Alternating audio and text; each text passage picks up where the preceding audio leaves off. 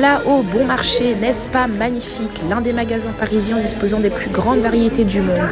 Du chocolat, des confitures, des pâtisseries, ma vie. Un stand de thé et café, but make it chic. Rien à voir avec les stands de thé Aldi, ça respire l'aisance financière. Du sans-alcool, une immense étagère d'eau venue du monde entier. Islande, Espagne, Franche-Comté, Norvège, Sénégal. Des huiles aromatisées, du sel, en veux-tu, en voilà, de la cannelle. Une poissonnerie où vous pouvez manger directement leur bon poisson frais.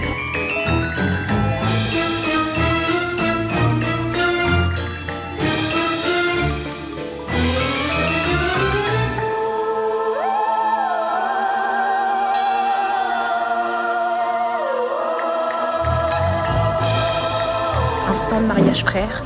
Désolée aux vendeurs que j'ai fait fuir au début. Les fameux livres des influenceuses. Combien 105 €, n'importe quoi. Les rayons pâtisserie entièrement privatisés par la marque Sainte-Lucie.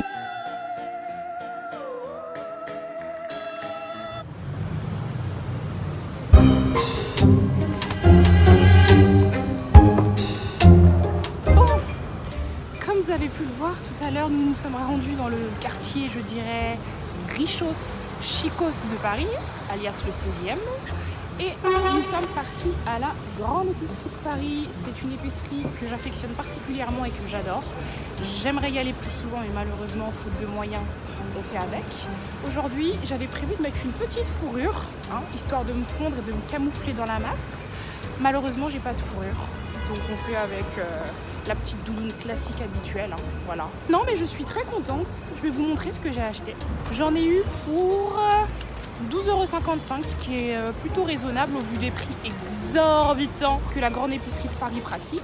Dans un premier temps, je me suis finalement rabattue sur cette cannelle-là. Comme vous avez pu le voir, il y avait une variété de cannelle infinie. Et en fait, je savais pas quoi prendre. Je suis partie me renseigner sur Internet. Ce que je voulais, moi, à l'origine, c'était la cannelle de Ceylan. Malheureusement pour moi, je ne l'ai pas trouvée.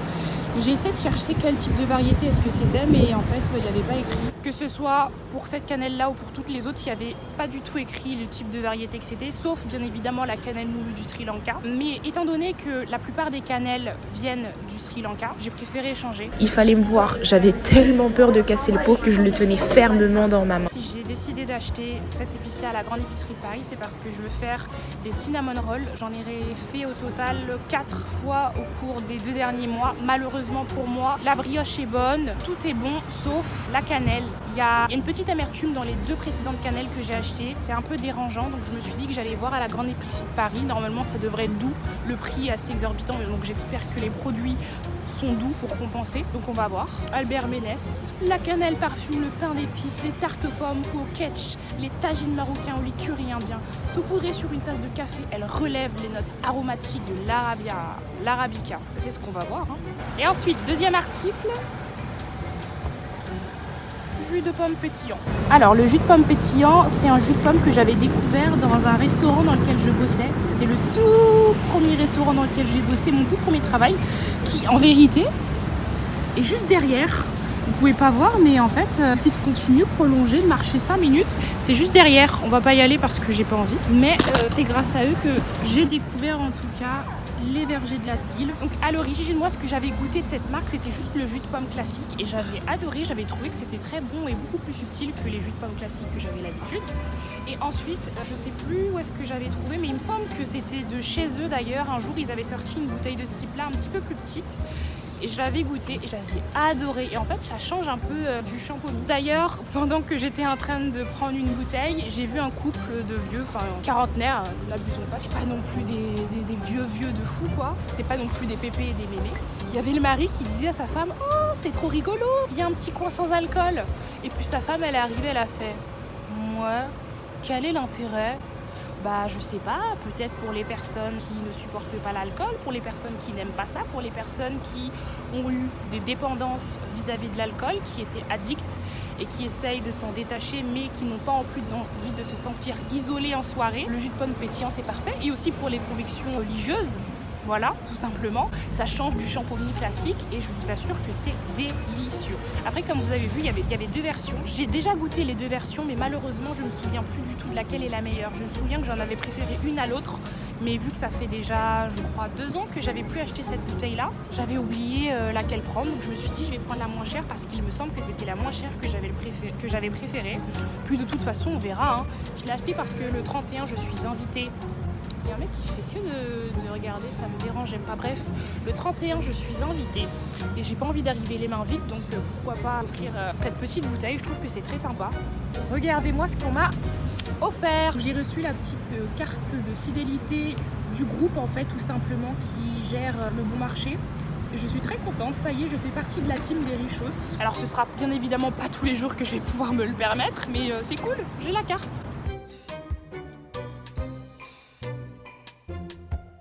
Enfin bon, maintenant on va aller bosser.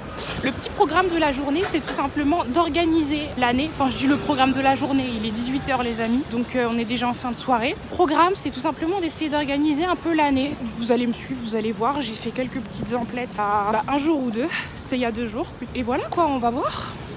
J'avoue que j'ai vraiment envie de démarrer l'année sur les starting blocks d'un bon pied. Et je me dis que pas de mieux que d'organiser l'année. C'est quelque chose qui, je pense, va me prendre du temps en général. On se dit, oh, t'en as pour 30 minutes, 1 heure. Puis t'es là et au bout de 4 heures, t'es toujours en train de d'écrire.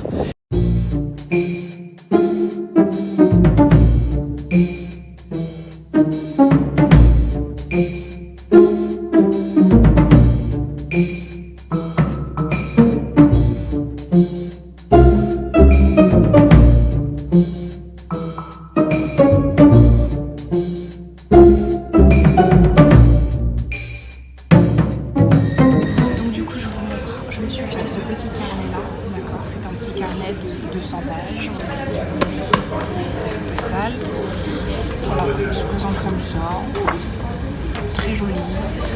Les lignes, c'est des lignes comme ça, très blanches.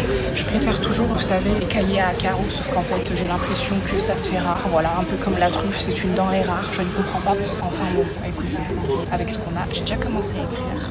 Je ne vais pas vous montrer non plus, mais j'ai déjà commencé à écrire. Et en fait, je vous explique, ce carnet-là, ça va être le carnet que je vais utiliser pour vider tous les mots et les pensées que j'ai ici en petits mots là. J'ai commencé l'exercice ce matin et j'avoue que c'est génial. En fait, pour être très honnête, le journaling, j'en fais, mais j'en fais très peu. Oh là là là là. 2 étudiants qui blablatent. Les examens, c'est pas bientôt? Vous avez pas peur de rater? Il faut que j'arrête d'être méchante comme ça. Je vais me rapprocher de vous. Donc ouais, en gros, ça va être un carnet plutôt personnel et de temps en temps, je pense que je vais écrire des trucs un peu professionnels. Je vais vous lever parce que vous êtes un peu trop... Je suis là comme ça depuis tout à l'heure, ça me saoule. Je vais parler plus fort parce que je vois pas pourquoi est-ce que je me gênerais. Hein. Donc voilà, je disais que c'est un cahier qui va être plus personnel. Voilà, très joli. Je l'ai payé 13,96€, c'est un petit peu cher, mais je trouve quand même que ça va, c'est raisonnable. J'adore le toucher. En plus, je peux le fermer comme ça pour le protéger et un marque-page. J'aime bien. Et ensuite, le deuxième petit carnet, c'est celui-ci. Donc ce deuxième petit carnet-là, par contre, j'ai décidé de l'utiliser pour mes to-do. Je suis une fanat des to-do et la plupart du temps, je mets mes to-do sur les notes. Sauf que ces temps-ci, j'ai vraiment envie de repasser au format papier. Je trouve qu'il y a une saveur différente dans le fait d'écrire avec tout simplement un stylo que d'écrire sur l'ordinateur. J'ai énormément de mal à écrire en version papier. Très souvent, je finis par avoir mal aux mains. Rien que là, regardez ici, ça fait 2 semaines que j'ai ultra mal. Alors, je souffrais le martyre. Quand je tapais, ça me faisait terriblement mal. J'ai même pas ramené mon ordinateur aujourd'hui parce que vraiment, je veux retourner aux bases. Et pour ça, on passe à l'écrit. Donc ici, ça va être un cahier spécialement pour les to-do, spécialement pour définir ce que je dois faire aujourd'hui. En fait, je sais même pas comment est-ce que j'en ai eu l'idée, mais j'ai eu l'idée. Et depuis que je le fais, et je suis très contente. D'ailleurs, parce que du coup j'ai écrit, on va voir où est-ce qu'on en est dans la to-do. Alors, to-do du 29 décembre. Donc, c'est ce jour même, lève-toi tôt. Je me suis pas levée si tôt que ça. Bon. Go à la grande épicerie de Paris. Ça, on l'a validé. Acheter du jus de pomme pétillant et de la vraie cannelle. Ça, on l'a fait. Donc ça, c'est plutôt cool. Écrire vidéo. Orgueil et préjugés, écrire vidéo, mes livres de 2023. Et pour ce qui est des deux derniers, c'est tout simplement ce que je vais faire tout de suite. Il va falloir que j'organise en même temps, je ne l'avais pas écrit, l'année. J'espère faire en sorte que ce soit plus rapide que d'habitude. Et puis ensuite, on va écrire les vidéos. Voilà. Donc du coup, pour pouvoir organiser l'année, ce que je vais faire, c'est que je vais réaliser ce qu'on appelle la matrice d'Eisenhower. Donc en fait, pour ceux qui ne connaisseraient pas la matrice d'Eisenhower, c'est un tableau qu'on fait où on organise, c'est pas forcément l'année, c'est les tâches qu'on a à faire par deux catégories. En vérité, c'est pas deux, c'est 4 catégories. On a les tâches urgentes et importantes, on a les tâches urgentes pas importantes, on a les tâches pas urgentes et importantes.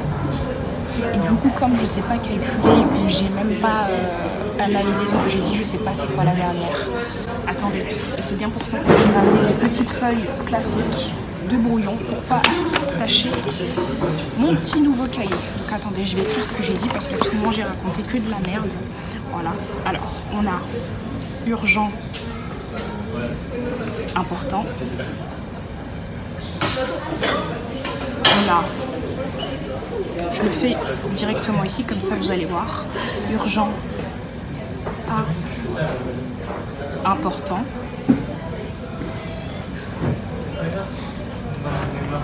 Donc forcément ensuite on a pas urgent mais important. Ah bah logiquement c'est pas urgent et pas important. Bien que si se retrouve sur la liste, c'est qu'il faille quand même mettre pas urgent, pas important. Voilà. D'où l'importance des grilles. Voilà, donc le tableau va se présenter comme ça. Voilà, le tableau il va se présenter comme ça. Je vais le faire ici au brouillon. Une fois que ce sera terminé, je vais venir bien le rédiger juste ici. Et vous voulez que je vous dise, là j'essaie de réfléchir, je me souviens même plus des trucs essentiels qu'il fallait que je fasse. Cette année, contrairement aux autres années, j'ai décidé de lister mes objectifs sous 3 mois, d'accord? Je vais faire des objectifs trimestriels, c'est beaucoup plus simple je trouve, parce que quand c'est des objectifs à l'année, en fait, j'ai un peu l'impression qu'on s'éparpille et qu'on se dit, bah c'est pas grave si ça n'a pas fonctionné en janvier, je vais le faire en février, février tu repousses à mars, mars tu repousses à avril, avril à mai, et on ne réalise rien. Ah, vous allez peut-être vous demander qu'est-ce que c'est que ces trucs-là. En fait, au même titre que j'ai le gaine pour le dos, j'ai ça en fait, c'est tout simplement pour venir soutenir les épaules parce que j'ai l'habitude d'être un peu trop avachie et le problème c'est que là, vraiment, je sens que j'ai vraiment mal au dos. Ah, en fait, avant de commencer la matrice, je vais tout simplement lister tous les objectifs que j'ai à faire en bas, donc la liste. Et ensuite, je les mettrai dans les cases, c'est beaucoup plus simple.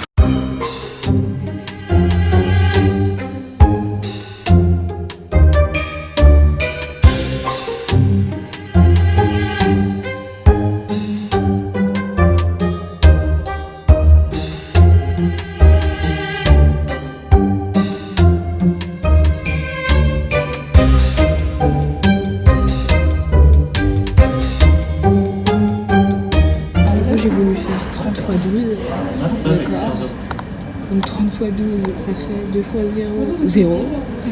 2 x 3, 6, normalement. Et puis ensuite, ici, j'ai voulu faire 1 x 0, donc ça fait 0. Et 3 x 1, donc ça fait 3. Donc 60 et 30. Mais la question que je me pose, les amis... Et qu'est-ce qu'il faut faire après ici? Qu'est-ce que je fais de 60 et qu'est-ce que je fais de 30? Je sais plus. Je crois que c'est une addition.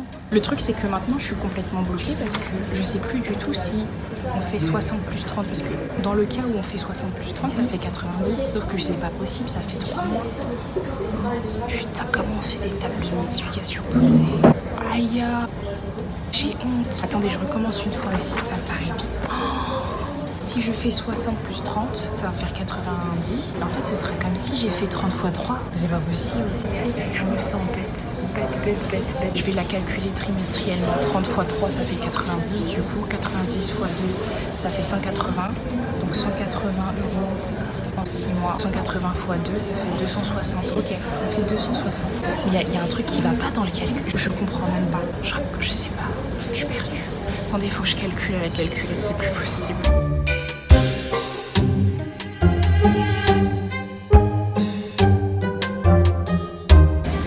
Ok, donc en fait au final, même là j'avais complètement tout faux, c'est pas 260.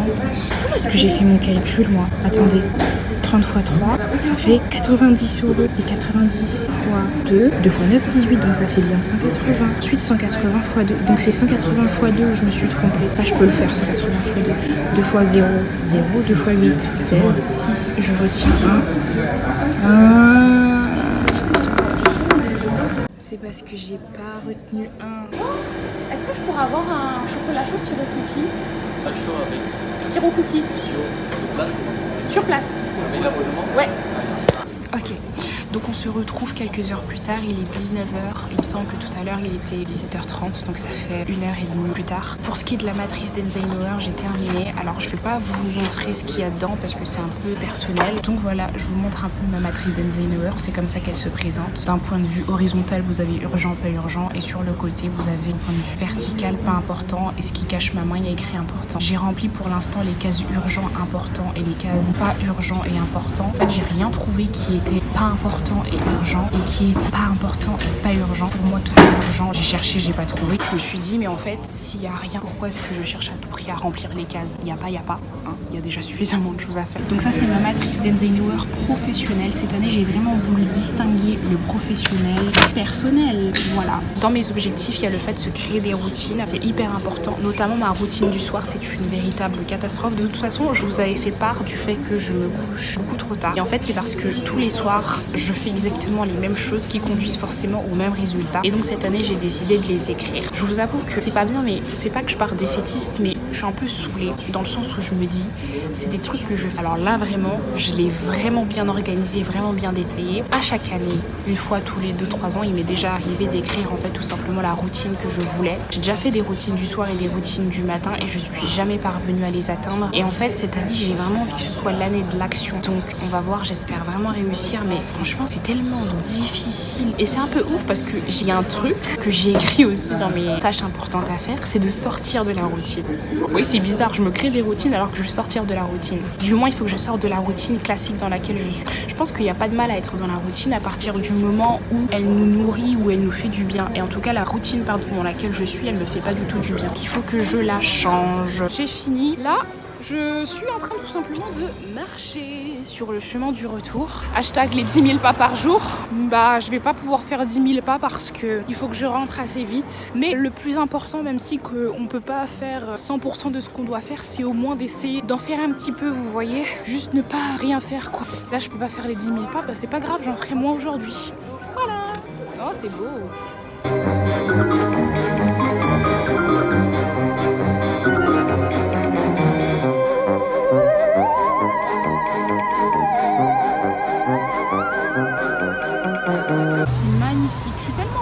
À chaque fois par, vous savez, cette façon que les marques elles ont entre guillemets d'innover et de faire des gros décors, c'est très joli. Bon, certains diront que c'est inutile, que ça gaspille juste de l'argent et de l'électricité, chose qui est vraie, ils pourraient l'éteindre le soir, même si que du coup c'est le soir où on le voit plus, mais moi j'aime beaucoup, je trouve ça chouette. Putain, je vous avoue que je suis en train de marcher et ça fait des jours que je rêve d'un McDo. Ce que je veux c'est vraiment genre les frites du McDo, ça me manque, ça doit, sans mentir, ça doit faire un an que j'ai pas mangé de McDo là. Et en temps normal ça me manque pas du tout, mais depuis 3-4 jours j'ai une envie de frites du McDo, donc à chaque fois je me dis qu'est-ce que je fais, je le fais pas. Sauf qu'en fait, je sais pas, je crois que je vais craquer pour une autre envie. Je crois que cette fois-ci je vais pas résister. Je vais y aller, c'est pas grave. On va voir, c'est pas sûr. Je sais pas du tout quoi penser là. Mon envie c'était des donuts, mais la queue franchement... J'ai fait exprès d'attendre 1 mois et demi d'ouverture avant de venir parce que la queue c'était juste pas possible. Mais là quand même, je trouve ça un peu long. En plus blabla, et plus il y a des gens qui viennent encore. Ils ferment à 22h.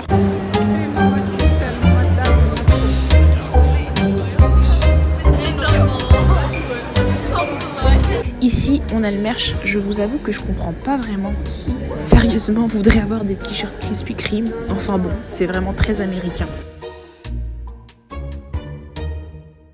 Je pense que je vais en avoir pour 25 minutes de queue. Il est 20h28, je pense que je vais rentrer, il sera 20h50, un truc comme ça. Bon, on verra. Regardez-moi ça, un t-shirt Krispy Kreme avec les plaques de rue bleues et vertes, typiquement parisiennes. Ces Américains, ils perdent vraiment pas de temps pour faire du commerce et du marketing. Je vous vous avoue que je viens de rentrer, je suis contente, mais en fait, les 2 chocolats chauds sirop cookie que j'ai pris, ils m'ont donné grave mal au ventre, donc j'ai un peu peur. En plus, ça sent grave le sucre, donc ça arrange pas la situation. Ça me fait un peu peur, j'ai pas envie de gerber. Je suis déjà tombée malade la semaine dernière, on va pas recommencer. Là, je peux pas, j'ai envie de vomir. Alors que j'adore le sucre, c'est le comble, c'est l'enfer. Juste ici, les donuts ils sont en train de reposer pour se lever. Normalement, là, on peut assister à la préparation des donuts en live, malheureusement, bien évidemment, vu que je suis là. C'est à ce moment-là qu'ils ont décidé que ça marcherait pas. C'est bien cette petite vitrine qui sert un peu à, vous savez, montrer la préparation des donuts et aussi assurer une certaine transparence vis-à-vis des clients. Ça permet aussi beaucoup de limiter le management abusif et brutal qu'on retrouve parfois en cuisine. Ici, ils n'ont pas le choix que d'être bienveillants, ou du moins en tout cas de faire semblant de l'être. Donc s'il y a des chefs colériques, ils ferment leur gueule. Et ça c'est chouette. Par contre, moi qui aime le sucre, je vous avoue que de voir autant de sucre entassé et coulé, ça me dégoûte. Et ça doit être aussi un enfer à enlever. Good luck. Incroyable, je vous explique. J'étais derrière la fille avec le sac rouge et j'ai grugé tous ces gens. Donc attendez, il va falloir que je commence déjà à réfléchir. Là, j'ouvre ma gueule, mais il faut que je réfléchisse déjà à ce que je vais prendre. Je sais pas du tout. Tout donne envie, tout a l'air bon. En plus, ça a pas l'air très cher, parce que moi, je mets du temps à réfléchir.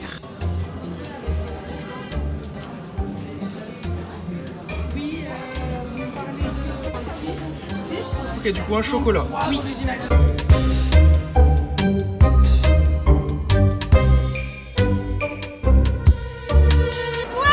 On va goûter, mais on va goûter à la maison.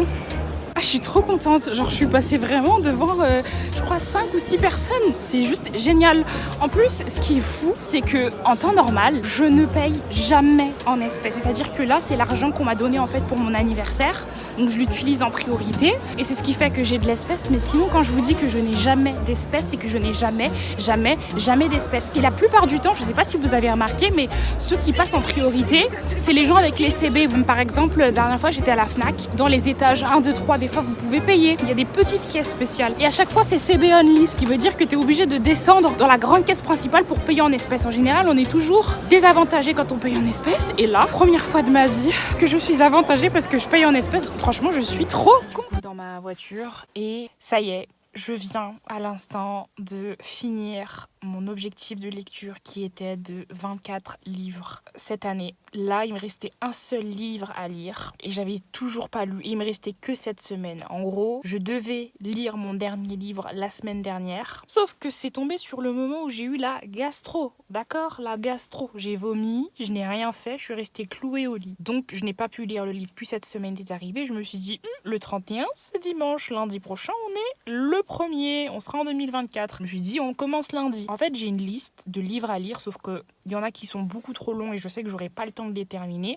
Il y en a plein que j'ai déjà commencé, mais c'est pas que je les aime pas, mais je suis pas dans le mood en fait de les lire à l'heure actuelle. Et il me fallait un livre à lire et je n'en avais pas. Donc je savais pas du tout quel livre lire. Donc lundi j'étais en mode il faut que je lise, mais j'ai pas de livre. Mardi j'étais en mode il faut que je lise, mais j'ai pas de livre. Hier mercredi j'étais en mode il faut que je lise, mais j'ai toujours pas de livre. Et j'étais en mode ça commence à bien faire, il faut que je trouve un livre à lire. C'est fou la vie parce que hier je me promenais dans mes photos, j'étais en train de faire le tri et je suis tombée sur une capture d'écran d'une citation que j'avais trouvée très jolie. Et puis j'ai vu l'auteur et j'ai dit mais attends, c'est un auteur que je connais. C'est littéralement l'auteur que j'ai le plus lu cette année et que j'ai adoré. Ça a été une véritable révélation pour moi. Donc en fait, je me suis dit bon, si la citation est géniale, autant lire le livre. Et j'ai adoré le livre. Et voilà, tout ça pour dire que j'ai terminé. Donc bon, l'année n'aura pas été exceptionnelle, mais en tout cas, le challenge que je me suis lancé de 24 livres, je l'ai tenu et je suis contente. Et c'est pas juste les livres, genre ça aurait pu être n'importe quoi d'autre, je m'en fous. C'est le fait de me dire janvier 2023, je me suis challengée. Décembre 2023, ce challenge a été relevé.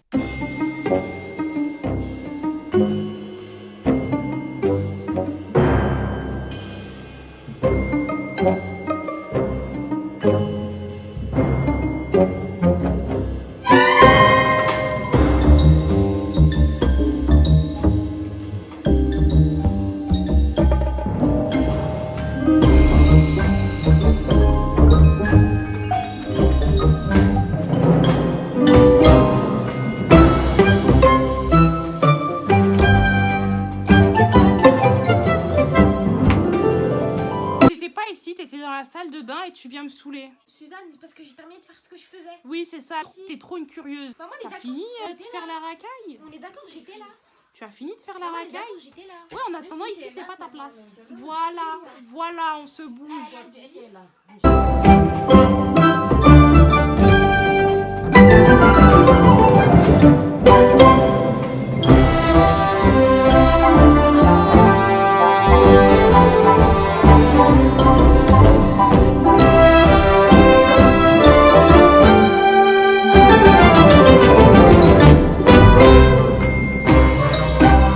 Pour le récupérer en bas, maman, elle a dit je sors pas, ça veut dire c'est toi. Oh, on va voir, hein. Moi, je sais pas si je sors non plus, hein. Franchement, T'es sérieuse là? on prie pour que le livreur monte. Mais non, mais descendre. En vrai, non. Avant, c'est ce que je disais. Mais depuis que j'ai regardé les reportages sur les conditions de travail des livreurs, en vrai, c'est plus simple de les faciliter pour pas qu'ils montent. Ils galèrent, tu sais, ils sont indépendants. Alors, en plus, c'est tellement cher. McDo, J'ai trouvé le McFirst à 8,80€. Je sais pas comment. McFirst, c'est une aboue 8,80€ le McFirst? C'est une blague, ça coûte 4,95€ en boutique, ça fait le double. Ils ont fait x2 sur les prix, c'est des fous. Attends, t'es sûr que c'est 8€? Si c'est 8€, c'est des malades mentaux. Déjà, juste un double cheese sur Uber Eats, c'est 10,30€. C'est des malades. 10,30€ le double cheese. Ah! Ton filet aux fiches, tu sais, il est à combien, c'est une aboue? 11€, je sais pas combien. 11,05€. 50. Non, 11,05€, c'est beaucoup trop cher. C'est beaucoup trop Mais cher. en fait, Suzanne, moi j'ai pris. Franchement, j'aime être un pigeon, mais pas à ce point. En train de m'embrouiller. C'est McDo que j'embrouille. Franchement, je préfère acheter sur Point B. Si tu veux, j'allais mettre de la crème, j'ai le visage sec. Grand, il est comme ça, capuche noire et tout. C'est que c'est pour ça que je voulais pas mourir. J'ai vu. En plus, sa lumière, elle était éteinte. Et Pourquoi t'as mis un foulard MDR? Ouh là là, l'odeur. L'odeur qui débarque. Calculez pas, c'est rien, c'est juste à force quand on est assis. on a fait des bêtises. Quand on est assis, en fait, malheureusement, c'est de la mauvaise qualité et à chaque fois, il y a des bouts qui s'enlèvent. Écoute, tu prends ton burger et je prends le mien, ma belle. Un petit coca chéri. On change pas des habitudes. Déchire pas trop le sac non plus, hein. Mais attends, Attends quoi, qu'est-ce qu'il y a? Tu me fais peur. il y a combien de frites là? Ça veut dire, moi, vu que j'ai 2 burgers, j'ai fait frites ou quoi? Sinon, Ah fais- non, c'est bon, en fait, je me suis trompée, c'est juste tes 2 burgers. Madame voulait m'arnaquer. Il faut sachez que il est minuit 2. Je suis en train de chauffer mon plat. Vraiment, j'attends que ce soit bien. Mais quand je vous dis il faut que ce soit chaud, là j'ai tellement faim que je veux que ce soit chaud, bouillant. Et je n'ai encore rien mangé de la journée. J'ai 2 chocolats chauds dans le gosier. That's it. Et je commence même à avoir froid tellement j'ai faim.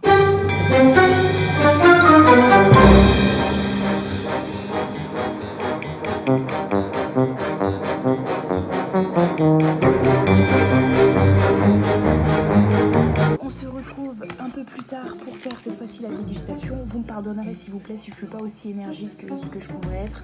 Il est 1h38 du matin, j'ai fini de manger il y a seulement 10 minutes donc je suis vraiment fatiguée, j'ai envie d'aller dormir mais je ne peux pas dormir sans goûter forcément. Voici les bébés, regardez-moi ça, c'est juste magnifique. Donc juste pour vous expliquer au préalable, avant l'ouverture à Paris, j'avais jamais goûté les donuts. Et quelques jours avant leur ouverture, ils ont décidé de faire des distributions de donuts gratuits. Donc il y a eu plusieurs pop-up et moi je suis allée à 2 des pop-up, un à Bastille et un à Saint-Lazare, qui faisait la distribution de boîtes de 6 qui je trouvais énorme pour des distributions gratuites. Et du coup j'ai goûté les original glaze, donc c'est les donuts au sucre glace tout simplement. Pour donner mon avis, c'était vraiment délicieux. Je comprends mieux cette nuance que les gens font entre donuts français et donuts américains, ça n'a absolument rien à voir. Et c'est bien pour ça que pendant des années je détestais les donuts parce que je sais pas, je trouvais que c'était pas bon. Et en fait maintenant que j'ai goûté les donuts américains pour la première fois, je comprends. Et encore, j'ai envie de vous dire, vous savez les donuts que j'ai goûté il y a pas longtemps là dans une autre vidéo, ceux de chez Bone Shaker, c'est encore totalement différent de ceux que j'ai goûté là chez Krispy Kreme. Au niveau du beignet, c'est littéralement incroyable, c'était juste trop bon. Le glaçage au sucre était bon, Le seul hic, et c'est ce qui fait que malheureusement je pense pas que c'est quelque chose que j'achèterai très souvent, et la lumière, c'est que c'est trop sucré. Le glaçage est très bon, mais c'est beaucoup trop sucré. Seigneur Dieu merci que je ne vis pas aux États-Unis. C'était vraiment beaucoup trop pour moi et je comprends pourquoi est-ce que les Américains sont malheureusement obèses. C'est limite, je vous explique, quand j'ai mangé le donut, 10 minutes après, j'avais sérieusement l'impression que le sucre était en train d'attaquer mes dents. Et cette sensation, elle a duré plusieurs heures. Vraiment, pendant plusieurs heures, je sentais le sucre qui attaquait mes dents, ce qui n'est pas normal. Bref,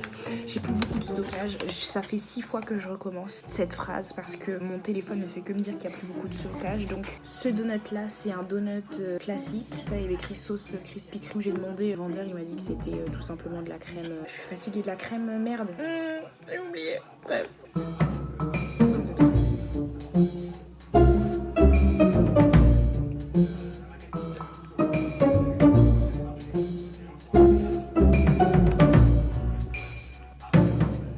C'est de la crème pâtissière. Normalement, mais ça ressemble pas trop avec de la crème pâtissière. À l'intérieur, ça se présente comme ça. Enfin, il n'y a pas tant de crème que ça. Et vous voulez que je vous dise la vérité, je suis pas très fan de ce qu'ils ont foutu à l'intérieur. Je regoute pour voir.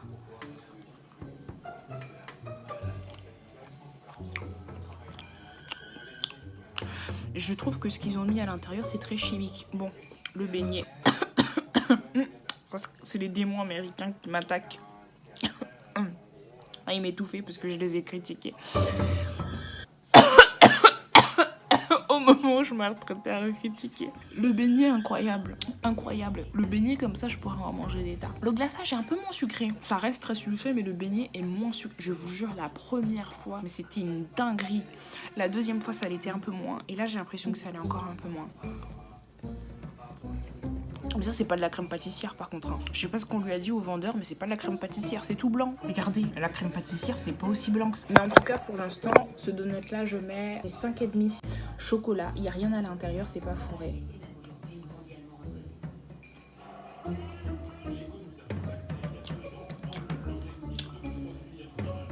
Bon, on est sur du chocolat noir, donc ceux qui n'aiment pas, faites attention. J'aime pas. Enfin, c'est pas que j'aime pas, mais je pense que ça pourrait être mieux. Et là, encore une fois, il y a du sucre glace. Pourquoi on met du sucre glace alors qu'il y a déjà chocolat? Merde! Ils veulent nous rendre obèses. Un dernier croc. Non. Moi, je suis super déçue. Je m'attendais pas à être déçue comme ça. Voilà, l'aspect de la boîte traduit de ma déception. Ça, je vais plutôt mettre 6 sur 10. C'était pas mauvais. Par contre, l'intérieur, il y a vraiment un souci. Et ça, je suis vraiment pas fan. Et bah dis donc, je crois qu'en fait, le meilleur au final, c'était le sucré.